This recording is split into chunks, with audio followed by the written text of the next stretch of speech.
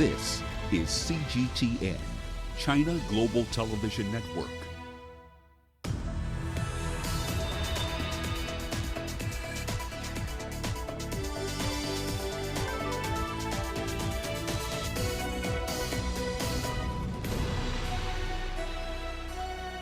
Hello there and welcome to Global Business Africa. We'll be giving you insight into Africa's business and financial markets. I'm Uche Okoronkwo coming to you from Kenya's capital, Nairobi. Let's start with a look at the markets. Now, global shares were down today after the U.S. Fed's pledge to use all its tools to support the U.S. economy failed to reassure investors. Stocks in the developing world also fell on the day, with MSCI's emerging market index dropping 0.2% on the day, of course reversing gains made in early trading today. South Africa's JSE also down over 1% as growing concerns about the pandemic weighed on market sentiment today. We saw heavyweight diversified miner Anglo American shedding about 1%, and that's after announcing that its first half of profits fell about 39% as, of course, lockdown hits its production. Now, also coming up on today's show. Police clear the streets in Zimbabwe and shut down shops ahead of planned protests. And dollar shortages hurt businesses that rely on imports in Nigeria. And a nuisance fish in Western Cape, South Africa turns into food for the community. Well, we kick off today's show in Nigeria. Many of the country's firms that depend on dollar exchange in order to run their businesses are struggling to stay afloat. Now, the shortage of the dollar in the market due to a collapse of oil prices means that businesses are now struggling to import materials. Wemi Industries, a manufacturer of sanitary products, is one of them. Take a look.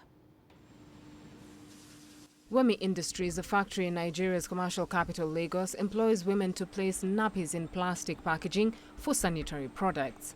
It has been struck by a dollar shortage since the start of the year. The company needs dollars to import around 80% of materials used to manufacture its goods. The dollar has been very challenging, so we've had to consider going to the para market and also get the little we can get from the official market, get some from the Parliament and blend it to help with our operation. But in spite of that, it's been very difficult.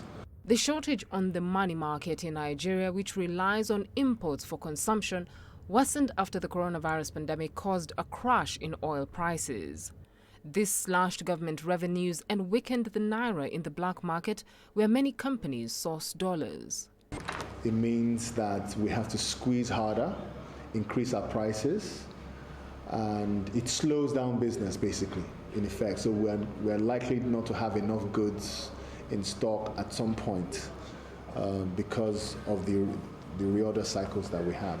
So-called correspondent banking operations boomed over the last decade as offshore lenders looking to tap into trade flows to Africa extended credit lines. But according to bankers, most are now scaling back as shaky economies face low commodity prices. It helps us to be creative, look for ways to get the same products locally. And we are now focusing on looking for any little local manufacturer that can kind of replicate what we import. But it's very difficult. But we are finding some small opportunities here and there and taking advantage of it. Yeah. Last month, Nigeria Finance Minister said the government plans to unify its multiple exchange rates over the next 12 months, ending a policy it has used to manage pressure on the naira, which has caused dollar shortages. Beryl Oro, CGTN. Well, let's find out more about the situation on ground from Deji Badmus. He joins us now in Lagos. Deji, always good to see you. Now, of course, experts are estimating that there's an over $1 billion backlog of unmet dollar demand in the country right now. So how badly impacted are the manufacturing and the banking sectors, and of course, as well as foreign investors who are looking to repatriate their funds?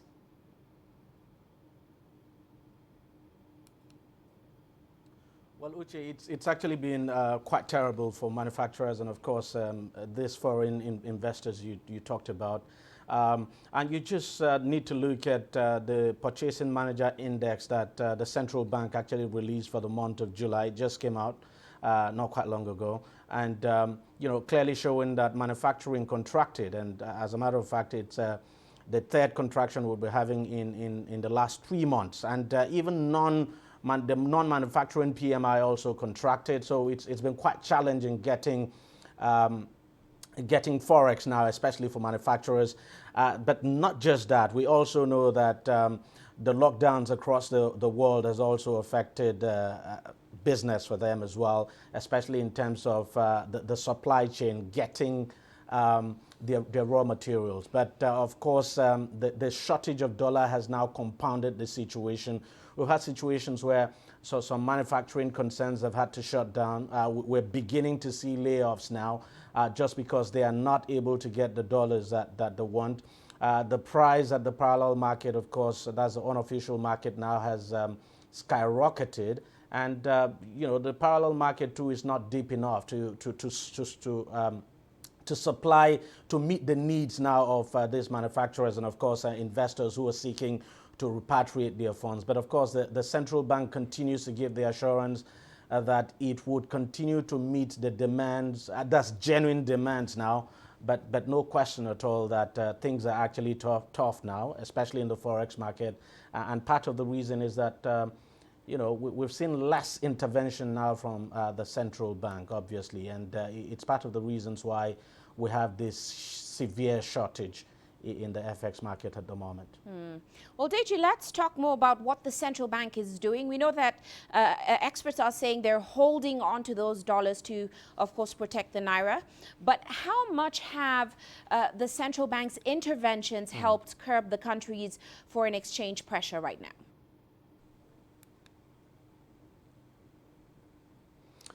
Well, at the moment, we're not seeing so much intervention from the central bank. Of course, the intervention we have at the moment is not like what you had in the past, where the central bank was almost intervening on a daily basis. The central bank, the foreign reserve the central bank has at the moment is quite minimal, just around $36 billion, enough to cover about 5 months of imports.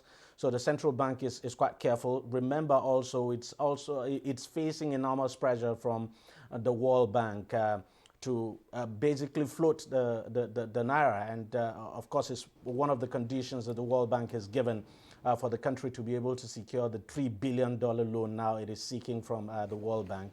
And I think part of the reasons also why we're seeing these shortages is that BDC operators are actually yet to resume operation. And the reason the central bank is given is basically because international travel has actually not started in Nigeria. So the international airport is still shut. The expectation is that maybe before October, international travel will resume. And that's when probably BDC operators would resume their operation. Now, if you consider the fact that you have about 5,000 BDC operators across the country, and that these 5,000 of them are actually not doing business at the moment because they're not getting dollar supply now from the central bank, it gives you a clear idea of how dry the market is, so to speak, and one of the reasons why we're having this severe shortages. So as soon as these BDCs resume operations now, things might begin to look up, and then the activities of speculators who are now on the prowl might probably reduce, Uche. Well, we'll certainly be watching. Many thanks for your insights tonight, Deji. That's Deji Badmus joining us there in Lagos. Well, let's stay in the country where car dealers are hurting. Sales have taken a big hit as a result of the COVID-19 pandemic. The situation has been made worse by the devaluation of the naira, as we were just talking about. Now, CGTN's Deji Badmus earlier filed the story. Before the outbreak of COVID-19, Ikechukwu Woha's car dealership was a relatively thriving enterprise. He says he used to sell at least 3 cars in a week. But since late March, when the government imposed a lockdown on the country to check the spread of COVID-19, things have been drab for him and many others in his line of business. He says selling just a single car now is quite tough. Business is not flowing, economy is not moving. So we car dealers are not finding it funny. How many people has money to come and buy a car? So the money is no longer there like it used to be. So it's really affecting our business actually. Even though the government has since eased on the lockdown and allowed businesses to resume, in Lagos, the opening hours for car dealerships and other businesses have been cut short as a strategy by the government of the city to reduce social interactions to keep the spread of the virus in check. By the new rule, car dealerships are only allowed to open between the hours of 9 a.m. and 3 p.m. 3 times a week. Iwoha says while the reduction in the hours of operations is affecting their business, it's the state of the economy that is the problem. I know that the economy is not moving well. So you have affected the economy. So even if we are selling every day, from normal thing by 8 o'clock to 6 o'clock, I don't think it can improve a little bit, but it will not be the way, the way it's supposed to be. The way we have been selling before. Let's say 2-3 years ago, 4 years ago. Nigeria's economy was actually struggling before COVID-19 struck, compounding an already tenuous situation for the country. Foreign trade dropped by 18% in the first quarter of the year, with total imports decreasing by over 20%. The result of the second quarter will certainly be worse because of the pandemic. Added to that is the devaluation of the local currency, which has driven up the price of imports like cars. Like now, exchange rate is of nearly 400 and something per dollar. Before this COVID, we are talking about 300 and something, 360 per dollar. And the dollar is 460. If you use a 460 to 480 to buy a car, the price always go up. So somebody who doesn't have money to buy a car when the dollar was 360, what do you think for now? The car have gone up, clearing have gone up, so everything have gone up. So it's not easy. What we've seen in the past couple of months as a result of COVID-19 is as family incomes decline, as inflation erodes the value of the purchasing power of their income, more and more people are focusing on basic needs. And therefore, the demand for cars has actually come down. For now, the dealers say they are only managing to get by. And for someone like Iwoha, he's resigned to the fact that if the state of the economy does not improve, it will be difficult to get buyers for his cars. Deji Badmos, CGTN, Lagos, Nigeria.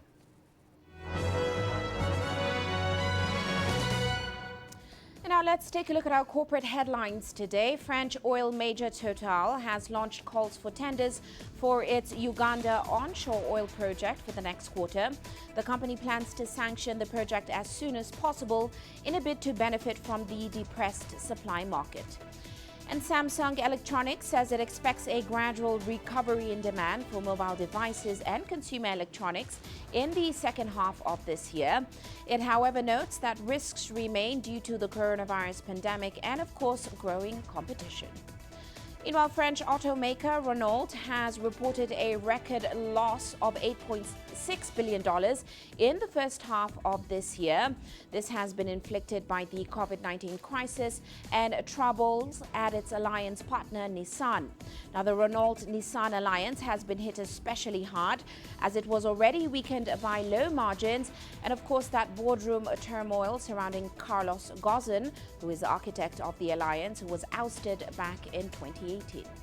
And finally, European airline manufacturer Airbus has announced a new cut in production of its A350 jetliner. This comes as the firm faces a larger than expected second quarter loss in the face of the global pandemic. Now, the plane maker also hopes to avoid consuming cash in the second half of the year after a smaller than expected second quarter outflow of $5.2 billion as deliveries tumbled. And that's a look at our corporate headlines.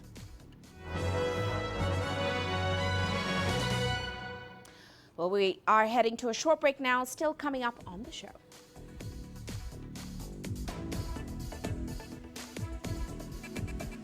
Scientists in Portugal develop a mask that they say is capable of inactivating the coronavirus. And real estate developers in Ghana go online to revive their business. There's more to this place than just glorious landscapes. There's more to it than just, say, Table Mountain or glorious, endless salt flats. There's more to it than countries that are home to some of the deepest mines in the world. There is so much more to this place, even if it is home to some of the finest diamonds on the planet. It is the sheer diversity of the people who call Southern Africa home, and the relentless drive to make it a better place that make it so special. And we know that because this too is home.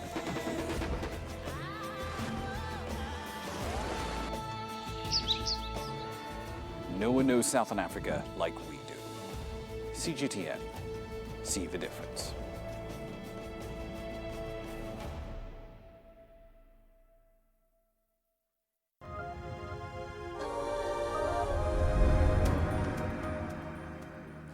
Welcome back. Well, let's head to Zimbabwe now, where security forces have cleared people off the streets of Harare and forced businesses to close down. This comes a day before the planned anti-government protests during the worst economic crisis in nearly a decade. Now, activists have called for street rallies on Friday against corruption in government and economic hardships, including soaring inflation that has eroded salaries and, of course, pensions. Well, let's get the latest from the ground from Farai Mwakutuya. He joins us now in Harare. Great to have you with us, Farai. Now, last we heard, the streets were cleared, shops were forced to be closed. Give us a picture from the ground. Well, indeed, it was extremely difficult to get around in Harare and other major cities and towns around the country. Previously, I think, well, just a day ago, if you had a letter from your employer, a letter from government, you could get into the CBD, you could move around if you were an essential service. But today, most people, even when they had those letters, were being turned away, being told to go back home. Those that had already made it into the CBD, their shops were asked to close, to go back home.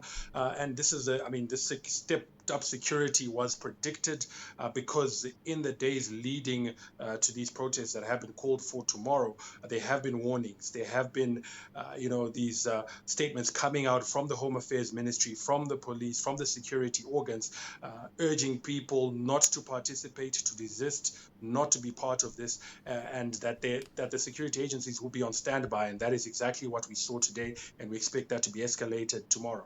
Now, of course, the government has said that these protests will constitute an insurrection, and that's pretty heavy. What do you expect to happen tomorrow if opposition parties do take to the streets? Well, I think if there is any attempt to engage in a protest, in a march, whatever the case may be, I think we'll see a very harsh, very tough clampdown on that from the security organs. And this is because they've already issued the warnings. They've warned people to stay at home, not to participate. And we've also heard that, the security agencies will be on standby. So I think if anyone does try to engage on this in any sort of action, they will try to send a message to try and quell it as quickly as possible. My expectation, though, is that we're unlikely to see anything happen, largely because, of this large security presence, where it will be very difficult for people to get to the CBD, to congregate, or even to move around. Secondly, I think the fear and the threat of the backlash or the response from the security agencies will deter people. And also bear in mind that we're in the midst of a coronavirus crisis where cases are increasing and deaths are also unfortunately on the rise. And that may also discourage people from congregating and gathering in large groups.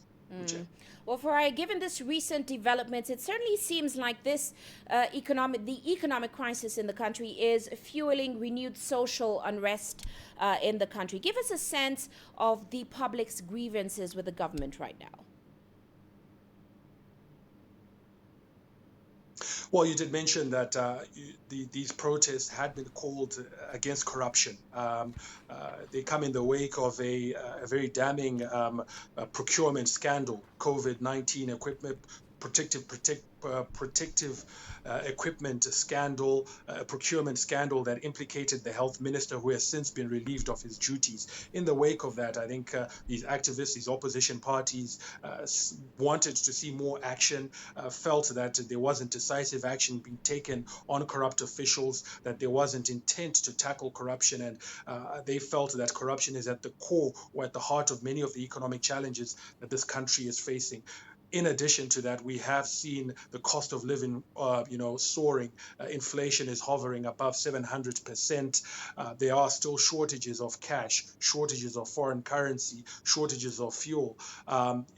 Social services like health are still very difficult to access because nurses and doctors aren't, operating at full capacity because of some of the challenges that they are facing there. And I think things have been made worse by the fact that there was this, huge expectation post 2017 that Zimbabwe would have an economic turnaround, that it would rebound and things would get better very quickly. Unfortunately, there hasn't been that turnaround as quickly as people would have wanted and anticipated. And I think that's fueled some of the frustration, where people thought that there would be jobs, that things would, prices would come down, that there would be stability after years of turmoil. And that hasn't happened. Come COVID, enter COVID to the equation. And that's also made matters worse. People have been under lockdown. They've been unable to earn a living. Some of the distress payments, the disbursements of money that were meant to be given to vulnerable people have been partially paid. Some people haven't received them. They're not getting any sort of support. And I think all those things have piled on the pressure on ordinary citizens. And this is why we're seeing some of this frustration and this desperation really to try and push for some sort of action or improvement in the situation. Well, do stay safe, Farai, and many thanks for your insights. Of course, that's Farai Mwakutuya joining us there in Harare, Zimbabwe. Well, let's turn our attention now to international news. Indian Prime Minister Narendra Modi and his Mauritius counterpart, Pravind Kumar Jagannath, have inaugurated the new Supreme Court building at Port Louis. The deal also includes India's assistance as part of New Delhi's thrust on cooperation with countries in the Indian Ocean region. Now, Mauritius has been the largest source of foreign direct investment for India, with cumulative equity inflows during the period April 2000 to September 2015 amounting to just over $91 billion. It was in Mauritius that I had first spoken about India's vision of Sagar, security and growth for all in the region. This is because Mauritius is at the heart of India's approach to the Indian Ocean region. We also laud the boundless generosity and leadership of India, which, at the peak of the crisis, did not hesitate to assist countries, including Mauritius, and through Operation Sanjeevani, Mauritius benefited from critical amount of essential medicines, medical equipment, as well as Ayurvedic medicines. Meanwhile, scientists in Portugal claim they have made a breakthrough in the battle against COVID-19. They've created a reusable mask that they say is capable of deactivating the virus. Through an innovative coating, the new face mask disables the coronavirus when it comes in contact with the material, reducing the viral rate by 99%. Here's CGTN's Julie Shire with more. After months of research, a glimmer of hope. A simple reusable mask which creators say is capable of disarming the SARS-CoV-2 virus, which causes the highly infectious COVID-19. Developed by a group of companies and research institutes, the Mod AdTech mask has successfully passed all lab trials. Virologist Pedro Simas was responsible for coordinating tests. Tell us about this unique mask. How can we be certain that this mask can reduce infection? I would say it can inactivate the virus. I don't know if it can reduce infection. That's the thing that those studies have not been done. The mask has got 3 layers. And the inner layer, which is the layer that is in contact with your skin, has got this chemical treatment in the fabric with nanoparticles that when we put 200,000 infectious units of this virus on it and leave it for half an hour, we see a reduction of a virus infectivity in the order of 99.7%. All masks are important. Masks are a game changer in this pandemic. And Julie, it's not my opinion, it's a fact. Portugal's restrictive measures fairly early in the pandemic and mandatory use of masks appears to have helped. Portuguese society is behaving really well. They are adopting these measures. And so for the last 2 months or more, although our wave was very small, we are keeping the virus under control in terms of new infections per day. Retailing in Europe at €10, the reusable mask has proven capable of inactivating the new coronavirus for up to 50 washes. But creators want to go further. The mask is a breakthrough per se, in the terms of masks, and in terms of what it opens up for textiles in terms of antiviral protection. It's a new field that's opening up, and we need this. We need, like you said, good stories. But it's a small step in the terms of what we all need to do to combat the virus. Masks is part of it, but all the other rules continue to apply. Portugal relies heavily on the textile industry. This innovative technology couldn't have come at a better time. With this pandemic situation, all the companies that are working with us and our company also was in layoff. And with this project, our company ended the layoff, and it went to put more than 500 people working with us that were in layoff, and now they are working with us. Portugal has managed to contain the virus better than some other European countries. Overall infections have passed the 50,000 mark, with more than 1,700 deaths. But developers are hoping their mask will keep numbers down and save lives. Julie Shara, CGTN. Now, many sectors in Ghana have suffered as a result of the coronavirus pandemic, but the property market was hit particularly hard. Well, CGTN's Nabil Ahmed Rufai reports that developers are hoping the internet can help them turn things around as African economies try and recover. Stephen Deborah Ablomete's real estate business was hit hard when Ghana was locked down in March. The restrictions meant he couldn't carry out viewings as normal. We were unable to have interaction with our clients, so we have to find other means to reach out to them and to make sure business is as usual. So basically, yes, the panic was real. Stephen has now taken his business online, showcasing his homes to potential buyers through virtual tours. Ghana has eased restrictions, meaning viewing of homes is possible in person under strict adherence to COVID-19 safety measures. But Stephen says he's still seeing an increase in interest in online viewing. Estate developers say potential buyers of these houses now prefer to connect online instead of walking in to assess the property. And despite the challenges posed by COVID-19, they are seeing a recent increase in demand. And it's not just developers changing their ways. On construction sites where the houses are being built, protocols are being adopted to reduce the spread of COVID-19. Instead of getting several masons and carpenters and laborers at one spot, in this bodily contact and, what COVID doesn't like, for example, you can put them into component development where you can have parts of the thing done somewhere under a controlled environment and then brought onto the site and assembled. Some developers, like Stephen, have made other changes too, offering people extended payment plans. In the past, every developer wanted to do outright payment. If somebody is buying a house, you say, pay me outrightly. But COVID has taught us that people don't have money, so you need to come up with some great payment plan. I know developers who are doing 5 years, some are doing 4 years, myself I'm doing 24 months, in terms of payment plan for people to be able to buy these properties. Ghana's real estate industry was booming before the global pandemic. As the lockdown lifts and the economy tries to recover, developers like Stephen are hoping they can go back to that growth via the internet. Nabil Ahmed Rufai, CGTN, Accra, Ghana. And experts in Sino-African relations have praised Chinese President Xi Jinping's remarks at the 5th annual meeting of the Asian Infrastructure Investment Bank. Now, in Morocco, an economic expert says that as the world faces severe challenges, the AIIB remains a supportive institution.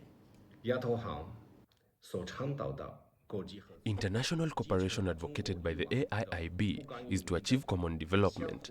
Chinese leader Xi is proposing for us to build a community with a shared future for mankind, and this has become the common consensus of people all over the world. One of the goals of the AIIB is to unite the world, respond to crisis together, and harness peace. You're watching Global Business Africa. We're taking a quick break now, still coming up.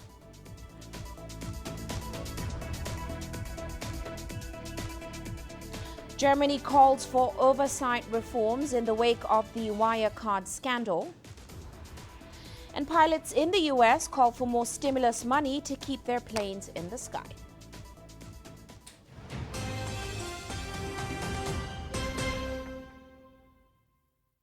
Business in Africa is at a crossroads. We celebrate those who are adopting and thriving despite the challenges, from grassroots to big businesses. Global Business takes you along for the ride as we track the making of a giant. Only on CGTN.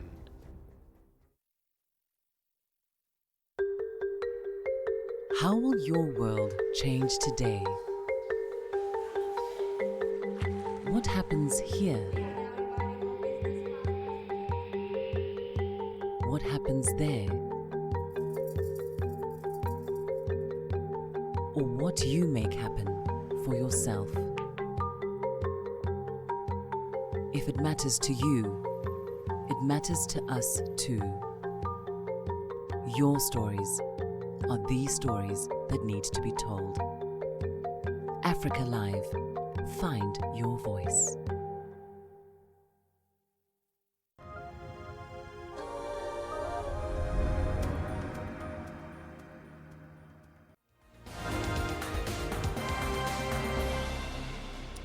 Well, let's recap other headlines at this hour. A new report by the UN Refugee Agency says that state officials were responsible for nearly half of all cases of physical violence against migrants trying to reach Libya.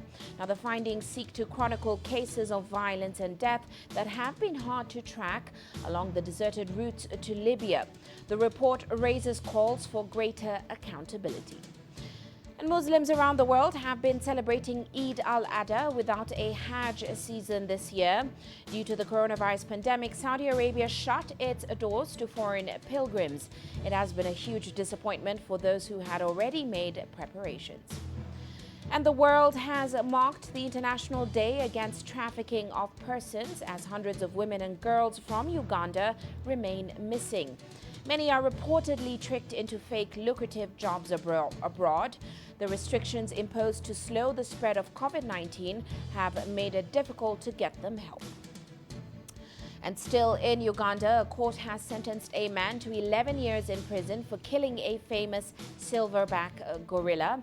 Now, the gorilla named Rafiki was head of the Nkuringo gorilla group, which were the first to inhabit the Bwindi National Park in southwestern Uganda. And that's a recap of today's top headlines. Now, German lawmakers have questioned Finance Minister Olaf Scholz and Economy Minister Peter Altmaier over their failure to detect and prevent the Wirecard accounting scandal. Wirecard filed for insolvency last month after admitting that $2.2 billion supposedly held in trustee accounts probably did not exist. Well, prosecutors have arrested former Wirecard chief executive Marcus Brown and two other former executives of the company.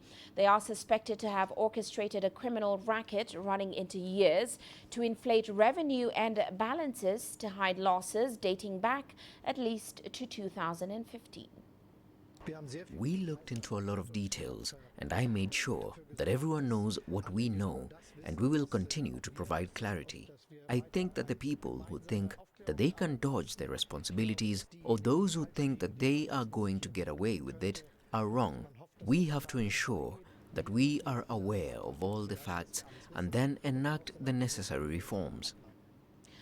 Meanwhile, Cuba says a draft resolution which it annually submits to the United Nations General Assembly will be postponed until next year. The government has for the last 28 years demanded the lifting of the more than 60-year-old trade embargo by the U.S. Well, this year, however, the coronavirus pandemic has made the annual event untenable and is expected to be held virtually. The UN General Assembly is due to meet this September for its 75th annual session. The Assembly has overwhelmingly voted against the U.S. trade embargo in every session in a resounding rejection of American policy towards Cuba. Well, Cuba says the trade embargo should be lifted immediately because of the health crisis caused by the coronavirus pandemic. The island nation's healthcare system is strained and its economy is hurting. We insist that while the economic, financial and commercial blockade of Cuba that is far from being lifted and which the international community calls for, which has worsened even during this pandemic, Cuba will not stop denouncing this policy in all the venues possible. And still in the country, Cuba is now loosening restrictions on its small businesses as it seeks to stimulate its economy. The country is hurting due to the coronavirus pandemic, U.S. sanctions, and implosion of its ally, Venezuela. New measures include more autonomy for state companies, farmers and local government, and dollarization of some internal trade. The country is reopening after eliminating the coronavirus in most provinces and bringing it under control in the Havana area. Well, President Miguel Diaz-Canel, speaking earlier this month, said the country faces an ongoing international crisis and will implement a series of reforms to increase exports and cut imports and also stimulate domestic demand. The economy is forecast to decline this year in tandem with the region, or a bit less than 10%. Well, let's move on now. The U.S. Fed is seeing a gloomy economic outlook as the coronavirus continues spreading. It says economic activity in the country is still well below pre-pandemic levels and that interest rates will remain unchanged at near zero levels. Here's Giles Gibson with more from Washington. The pandemic continues to cause tremendous human and economic hardship here in the United States and around the world. The chair of the Federal Reserve once again pledged to do whatever he can to support the U.S. economy as the country records well over 50,000 new coronavirus cases on a daily basis. At the Federal Reserve, we remain committed to using our tools to do what we can, and for as long as it takes, to provide some relief and stability, to ensure that the recovery will be as strong as possible, and to limit lasting damage to the economy. In recent months, economic activity picked up as the economy began to reopen. Wall Street is perhaps watching negotiations on Capitol Hill over a new coronavirus relief bill just as closely as the Fed's announcement this week. Senate Republicans have put forward a $1 trillion proposal that Trump administration officials acknowledge is far apart from Democrats, who passed a $3 trillion plan in the House. Negotiations could drag on for weeks, and the Fed says the economy's partial recovery after reopenings in May and June is now under threat as the virus continues to spread. We have thus entered a new phase in containing the virus, which is essential to protect both our health and our economy. The path forward for the economy is extraordinarily uncertain and will depend in large part on our success in keeping the virus in check. The Federal Open Market Committee meets again in September. By then, Democrats and Republicans will likely have agreed on how much they're prepared to spend to prop up the economy. Giles Gibson for CGTN, Washington. Now, just months ago, the airline industry couldn't recruit enough pilots, but now they're losing their jobs by the thousands as the coronavirus pandemic grounds flights. Pilots in the U.S. are calling for even more stimulus money to save them. Owen Fairclough has more from Washington. 7 years ago, this crew launched French airline HOP, just as a rapidly expanding aviation industry was warning around 23,000 pilots a year were needed to meet global demand. Now these employees are fighting for their careers after parent company Air France announced 7,500 layoffs. And pilots in the US are watching nervously. This is an event unlike any other. I've been around many, 9/11 and other economic downswings and record fuel prices. But this one has hit more deeply, more globally than anything we've experienced before. Some of the biggest US airlines are warning of tens of thousands of layoffs. We have 2,500 pilots that have been notified that within 60 days they may be furloughed. Unless $32 billion of government stimulus money that's due to run out in October is doubled. That stimulus money kept pilots in a job when global air travel had all but vanished. It was down more than 90% in April and May. The global airline watchdog says domestic demand is starting to pick up, but border closures and quarantine restrictions mean that international air travel is a long way from recovery. But China and other emerging markets are the areas where the pilot shortage was most acute, and they're forecast to lead a rebound once the pandemic is over. Owen Fairclough, CGTN, Washington. Now, of course, the travel industry has been one of the hardest hit sectors by the coronavirus pandemic. Air travel is down significantly and hotel bookings are scarce. But travel hasn't disappeared entirely. In the United States, camping and other outdoor pursuits are now booming. Here's Karina Huber with more. Alex Davis and Ryan Gleason prepare for a hiking trip in the neighboring state of New Hampshire. They pack all of their own gear as they'll be camping in the wild. The couple, who have created a wellness and lifestyle brand for couples, usually spend 3 months a year traveling the world and posting about it on social media. This summer, they were supposed to be in Colombia, but they scrapped those plans after the coronavirus pandemic hit and decided to go camping instead. We already love hiking and backpacking. It's something that we've done for years, except we've never done a trip quite this long. But given the time and wanting to be outdoors since we've been cramped in since March, we decided to, hit the Appalachian Trail. They'll be camping for 10 days. The coronavirus pandemic has altered the travel plans of many Americans. Fears of contracting the virus and travel restrictions have turned many of them off flying and staying in hotels.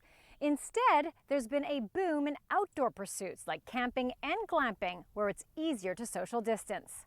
Sites like Tenter, which has been described as the Airbnb of glamping, a more luxurious form of camping, has seen traffic surge this summer. The company says bookings are up 900% from June of last year, and revenue has tripled. We focus all of our campsites on surrounding metropolitan areas because that's typically who goes to our campsites, and so it's kind of worked out perfectly because now people have a safe escape. Come on in. Lucy Larish is the owner of this Tenter site in the state of Vermont. It sits on 110 acres of land and has its own 1.6-acre pond that guests can swim in. There are also hiking trails on the property. Larish first started accepting guests last summer when the tent sat largely empty on weekdays. This summer, bookings have boomed. We're booked all through many weekdays. I think in July we had 6 vacant nights, and in August a similar number so far. And we're starting to receive September bookings now. Between bookings, she follows CDC guidelines and wipes down the surfaces with disinfectant. As you can see, all the windows are open. There's lots of fresh air moving through there all the time. And between that and all the disinfectant, we're finding it fine. Scientists say the risk of viral transmission is much lower outside, which increases the appeal of outdoor experiences like this. Until the virus is contained, it could be the favored form of travel. We don't foresee traveling like we used to in the next year and a half, maybe even 2 years. So right now we're just trying to be happy with what we can do, and we look forward to being able to travel like that again in the future, hopefully. A return to international travel is a hope for many avid travelers. But in the meantime, nature is beckoning.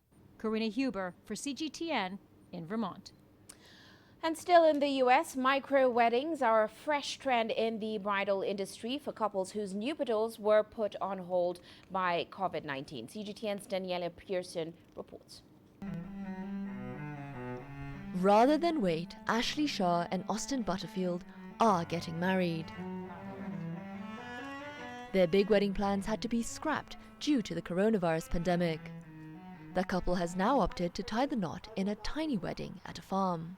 It was perfect. Honestly, even though we were planning a really big wedding, this turned out to be absolutely everything that I wanted and more. So I couldn't be happier. The average cost of weddings pre-pandemic was just under $34,000. But with the tiny wedding package offered by Zingerman's Cornman Farms, cost just $2,000. We found out about the tiny weddings actually through a Google search. In a panic of our December wedding has been canceled, what do we do? So thankfully we were able to actually get a slot because they were filling up so quickly. Complete with farm goats, the tiny wedding experience lasts an hour and a half. Couples get a venue rental, flowers, a photo shoot, a ceremony, an officiant, a wedding cake and champagne. They're permitted to invite no more than 8 guests.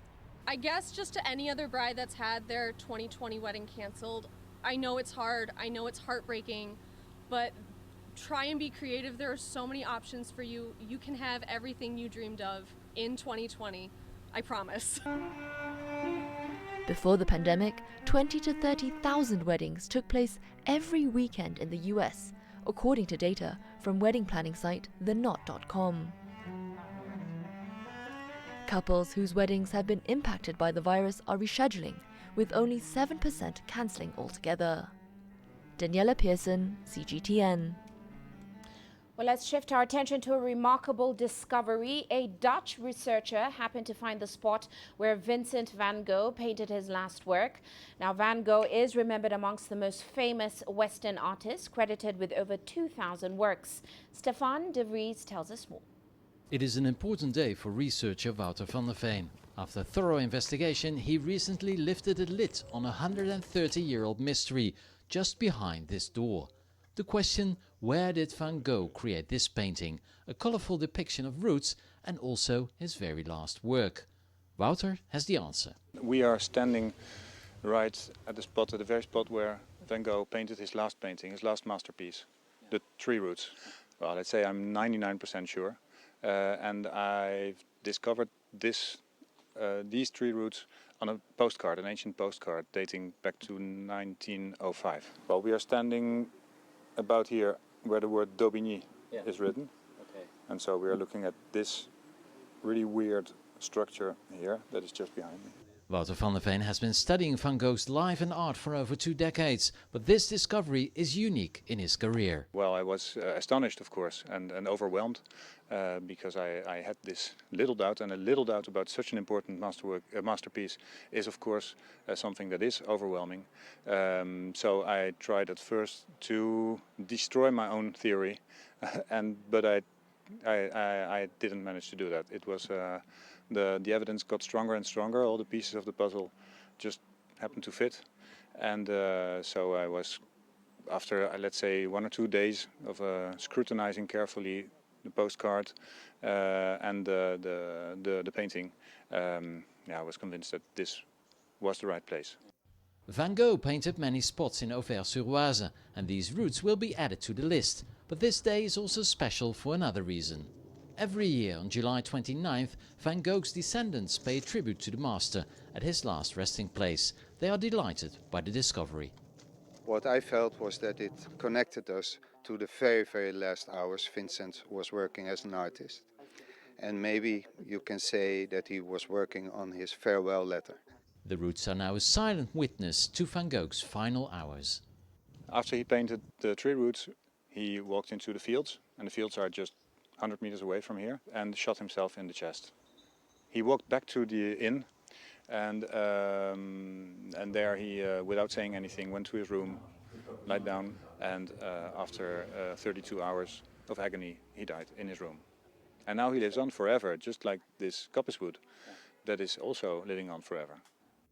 In Auvers-sur-Oise, Van Gogh had one of his most productive periods. He's buried here together with his brother Theo. And with the discovery of the exact location of his last painting, the artist and the village are connected for posterity. Stefan de Vries for CGTN, Auvers-sur-Oise. And shifting focus now, let's take a look at commodity markets today. Oil prices were pretty restrained today by concerns that surging coronavirus infections could jeopardize a recovery in fuel demand, just as major oil producers are now set to raise output. Well, gold prices eased today after the U.S. Fed's vow to support the coronavirus-ravaged economy did help to spur some risk sentiment, with market expectations for prices to breach the $2,000 per ounce level facing some resistance in the short term. Well, let's take a short break now, still coming up.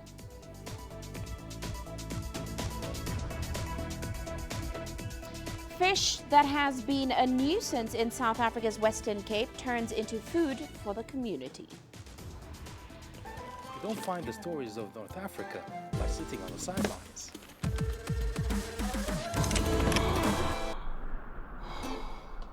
No one else will take you where we can in North Africa. And no one else will show you what it's all about. CGTN, see the difference.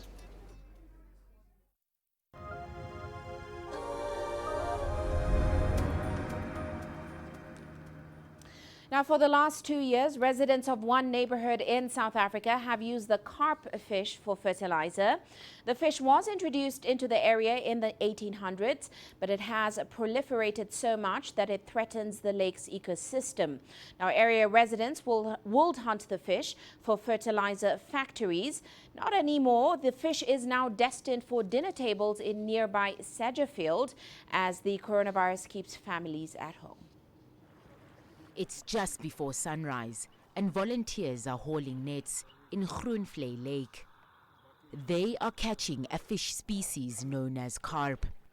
The fish was introduced into Groenvlei in the 1800s. The carp reproduced so rapidly that the lake's ecosystem is under threat. We have a program where we eradicate a common carp.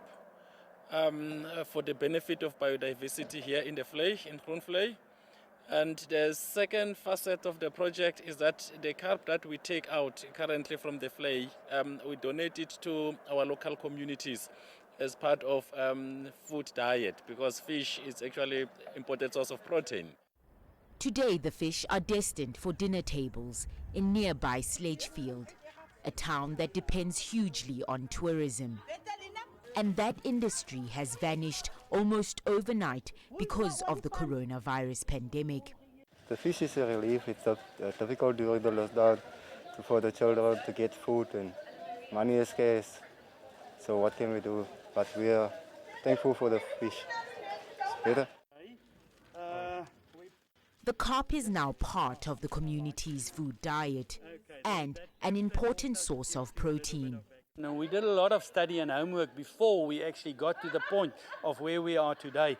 The fish itself, yes, needless to say, it's all good, very good for human consumption. The locals actually love it. South Africa has the highest numbers of coronavirus infections on the continent. The country's coronavirus lockdown has caused millions of households to become food insecure. Tuli Shabalala, CGTN. Now, Muslims around the world are celebrating Eid al-Adha, or the Festival of the Sacrifice, as it's known. In Algeria, many have been trying to maintain the tradition of buying sheep, despite lockdown measures and restrictions on gatherings to curb the spread of COVID-19. The Islamic holiday known as Eid al-Adha coincides with the end of the Hajj pilgrimage. Muslims traditionally mark the festival with the sacrifice of an animal. Like others around the world, Muslims in Algeria are looking forward to the celebrations. As Muslims, it is our duty to offer sacrifices and not abandon our Islamic traditions during our Eid. But Algerians say this year's celebration is going to be different from the previous ones due to the COVID-19 pandemic. People are suffering from this virus, so the joy won't be the same. It was part of the tradition. Families used to gather to celebrate together, but this year everyone will be at home to avoid contact with others. We will just perform our rituals, and may God accept it as sunnah. Fewer sheep markets are also open in the capital, and there is a set limit on the number of customers within the market. We took the necessary measures because of the virus. The mask, disinfecting and all the necessary procedures. Sales won't be like the previous years, and the quantity won't be the same. Economic growth in almost all sectors in Algeria has been weakened by the coronavirus lockdown. The country imposed restrictions earlier this year to help curb the spread of the virus. However, the government says that a new social and economic revival plan is due to be announced next month. Chomgono, CGTN. And we head to West Africa now, where the Chinese embassy in Burkina Faso has built a fitness center that is free for the public. The facility aims to help locals exercise and keep in shape during the COVID-19 period. Here's CGTN's Asta Tal reporting. The city of Ouagadougou has added a fitness center thanks to a donation by the People's Republic of China. The $68,000 sports facility is equipped with state-of-the-art equipment. It is meant to strengthen the relationship between the two countries. The Chinese embassy in Burkina Faso has offered this gift to mark the second anniversary of the restoration of diplomatic relations between our two countries. It is a sports facility with a lot of equipment that are easy to use, and above all, we chose the site well. It was a stadium that already existed and was open to young people, and we installed the sports equipment that we ordered from China. This beautiful achievement was born just before the second anniversary of our relationship. Since 2018, the People's Republic of China and Burkina Faso has renewed their relations, and the relations today influence the city of Ouagadougou. There was a lack of fitness and weight training equipment to complement what was already on site. If you take a walk around the field, whether it's very early in the morning or in the evening from 5 p.m., you'll notice that a lot of people are coming around the field to do exercises. In order to stay in shape during the COVID-19 pandemic, the World Health Organization recommends physical activity of at least 30 minutes for adults and an hour for children and adolescents. The sport complex offered by China is aimed at bridging this gap and giving locals a chance to exercise regularly. I think it's a great initiative on the part of China to offer us this sports equipment. It allows us to train every night, and it makes us really feel good. I'm very happy with the initiative of the Chinese, who came to install the sports equipment for us. Each day, from 6 a.m. to 5:30 p.m., I come here to do sports. Before they came to install this equipment, we'd do it on tar, which was very risky, and the advantage is that it's free. There are places where you have to pay to use these kinds of training equipment. We local residents are pleased that China is offering us these facilities. Sports is important, especially for us in our old age. I think it's a good initiative. Frankly, it's because of this material that I wanted to get back into the sport. I had completely given up on sports, but since I saw those inhalations, I've taken up the sport again. For some time now, I've been training here every evening from 6 to 8 p.m., and it's been a lot of fun for me. The sport complex also includes a gym, an ice cream parlor, small shops, and a solar-powered water tower. Other similar projects are underway in Burkina Faso with the help of the Chinese embassy. Asta Tal, CGTN. Well, before we go, here's a quick look at Africa's currencies today. Most emerging market currencies were weaker today. South Africa's rand, of course, followed in line with its peers, following a move by the US Fed to keep its policy unchanged. The local currency weakened for a third successive day, as of course the dollar found its ground today. Well, that's it for this edition of Global Business Africa. Remember, you can send your feedback to the contacts on your screen. You can also follow us on our various digital media platforms. From me, Uche Okoronkwo, and the rest of the team, thanks for watching.